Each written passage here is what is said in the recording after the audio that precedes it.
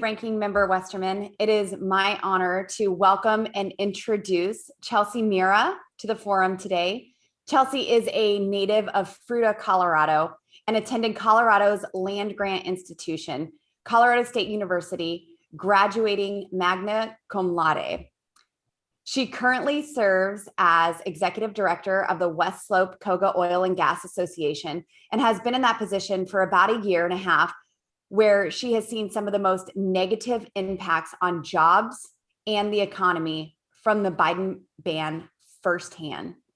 Prior to her time with West Slope Koga, Chelsie was the director of outreach and strategic partnership at Colorado State University's global campus and served as a senior project manager for EIS Solutions. She has been the project lead on efforts to obtain permitting for electricity substations, large transmission lines, and regional pipelines.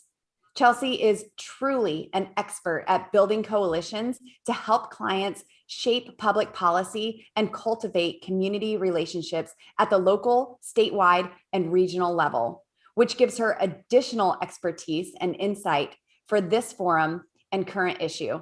I look forward to her testimony. And with that, I'll turn it over to my friend Chelsie. Thank you, Congresswoman, and good morning, esteemed members of the committee. Thank you for the opportunity to address you today. Just west of Colorado's Rocky Mountains sits the nation's second largest natural gas reserve, enough to power almost 1 billion homes for an entire year. Our business community and our rural residents see the incredible opportunity we have. We recognize the challenges of a warming climate and are doing our part. Colorado produces some of the cleanest molecules of energy in the world. The natural gas produced in our region would lessen the impacts of climate change by providing an energy option for our overseas allies to purchase from us versus other countries who don't share our safeguards and commitments. Moving entirely away from fossil fuels is a utopian dream. Across the nation, rural households are powered by propane and natural gas that both heat our homes and keep our food cold. On those hottest days and coldest nights, urban residents need the ability to ramp up power to meet demand. We all know you can't turn up the sun to power solar panels or make the wind blow harder through turbines. Only fossil fuels like natural gas can be flexible to meet the demand. Additionally, we know the anti-energy policies being passed in Washington will have a profound impact on the energy impoverished. By limiting domestic energy production, we will most assuredly see a rise in cost for everything from gasoline to home energy, everyday products, outdoor recreation gear, medical supplies, and more, all made possible by oil and natural gas. Colorado's Energy Office states nearly 30% of Colorado's households are already energy burdened, which leaves families and fixed income seniors with the choice to heat or eat. In Colorado, we're actively reducing our emissions and constantly improving our technologies to make our industry better, safer, and cleaner than anywhere else in the world. And let's not forget the people. The people leading the charge are my incredibly talented colleagues, the engineers, scientists, environmentalists, truckers, rig hands, and others who comprise our industry. They are the ones developing the innovations, the safety protocols, and the environmental standards that make our industry better. And now is the absolute wrong time to debilitate an important industry and demonize its workers.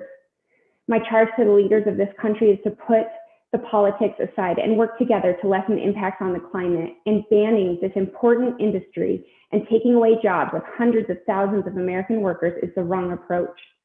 Let our American ingenuity be our guide that empowers our workers to be successful and protect our most vulnerable citizens. Our workers and companies deserve certainty and the right to produce the resources we need here at home. They shouldn't have to worry about their jobs because of who's in the White House, the governor's mansion, or the mayor's office. They just want to do their job, support their families, and give back to their communities. Help us get back to work by providing certainty and avoiding further bans and moratoria that threaten the livelihoods of workers in Western Colorado and across the country. Again, thank you for the opportunity to address you here today, and I look forward to your questions. And I want to give a very special thank you to Chelsie Miera, the Executive Director of West Slope Colorado Oil and Gas, located in Grand Junction. Thank you so much for taking the time to testify here today. Chelsie, she did a wonderful job. So thank you so much. And I'm really thankful that we're taking the time to shed light on how the Biden energy bans are impacting people outside the Beltway, something that's lost on some of our elected officials, clearly. Communities and jobs across Colorado's 3rd District are directly impacted by the opportunities oil and gas provides. An economic analysis from the Colorado Mesa University found that each drilling rig in the region supports the creation of 208 jobs. While there used to be 112 rigs on the West Slope in Colorado and 80 operating at one time in recent years, there are just 2 rigs in the Piceance Basin currently. The Biden attacks on the oil and gas industry will kill jobs in rural communities. 9,000. That's the number of jobs in the oil and gas industry in Colorado that have been lost in just the last year. The Biden energy ban dumps gas on the fire. Unfortunately, not natural gas, because we're not drilling for that much. 201,144. That's the number of jobs Colorado will lose as a direct result if the Biden's leasing ban stays in effect until 2040. We're told that Colorado will lose more than 16,000 jobs in the first 4 years and will lose nearly 16,000 jobs annually once the full impacts of the Biden's leasing ban kick in. Look at gas prices.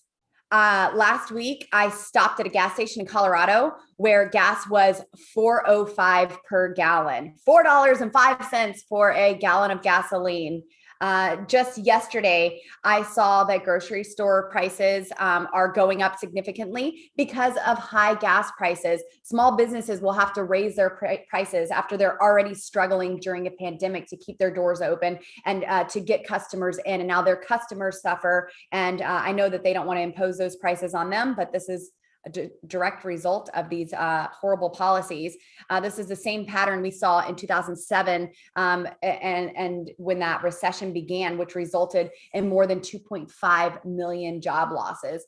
Today, we're here to talk about we're here to talk about jobs, and unfortunately, our colleagues on the other side of the aisle continue to turn a blind eye to the loss of jobs by their policies that their policies are creating and the vulnerable communities that they will continue to hurt with increased energy costs and the Biden energy ban. So I do have some questions for Chelsie Miera, if she's still on. I can't see you on my screen if you are. I'm here. Okay, great. There you are.